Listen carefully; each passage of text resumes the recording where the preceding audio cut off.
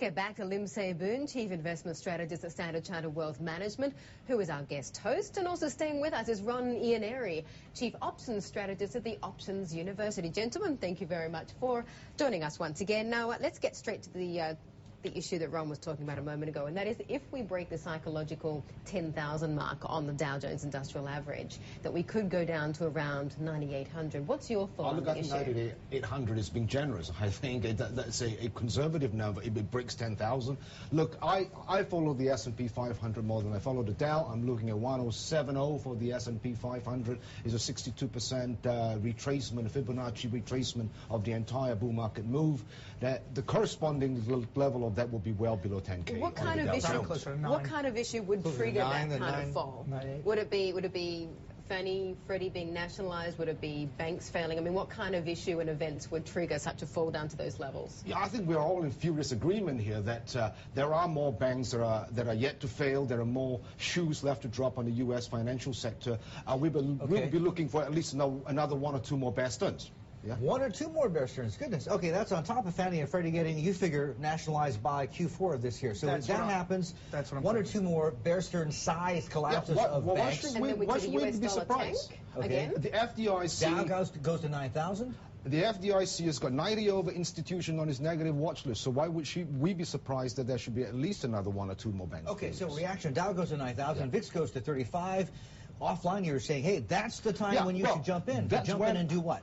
The things that you'll be looking for as buying sort of signals is I'd like to see furious agreement that the U.S. economy is in a recession. Right now we don't have that yet, right? And a recession does not necessarily have to be 2 consecutive quarters of negative growth. It's defined by the NBER, but generally that's the case. But then look at a whole range of things: employment, industrial production. You know, at that point in time when everybody's in agreement that the U.S. is in recession, when the rest of the recession and the VIX spikes up to 35. Then you come back Then what I'll be doing is that our clients would probably be more willing to take the puts, i.e. when the put premiums go through the roof and the puts are fairly deep in terms of downside, fine, we'll probably start looking at a 50% downside put for a U.S. economy. Yeah, I could see the VIX going a little higher than 35. Remember, with the market down a little lower, natural volatility stays higher. So, you know, back when the Dow was 13,000 and we said, hey, you know, we don't really think capitulation occurs till high 30s. Now that it's down 11,000, I'm looking for a capitulation that would bring the VIX to the low 40s. My thing is what I want to see. I want to see the government step back and let the banks happen. Right now, I think we're getting close. Can they afford to? They're going to have to afford to let a couple of them go. How many times bigger than the S&L crisis? They could wind up having to spend $100 billion to bail out. When we're already in deficit. What will be the dominoes that fall as a result of that? The U.S. dollar will fall, suddenly commodities will spike again? That would all happen. And the other thing is, too, they're going to have to step away from one of these banks. They're going to have to say, guys, we can't save the world. We're going to have to step out and see who lasts. The way the market should have done this to begin with. You notice Ben Bernanke can't even define which institutions he's going to let go and which institutions he regards as a must-save. You know, he's been asked that by the media and he's humming hard. That means that something's going to go. Something's going to go. So I would just like to see something go. Okay, so and then Lehman would be your first... I tell you, it could be a big something. Lehman would be first. Citi? Citi's right there. Citi's definitely something. Don't stay out of the names, frankly.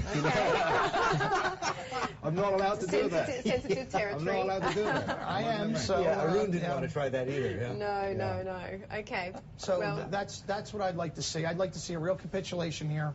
The government's been holding this capitulation off, which I think is a bad thing. They're letting this go too long. The market is the market for a reason.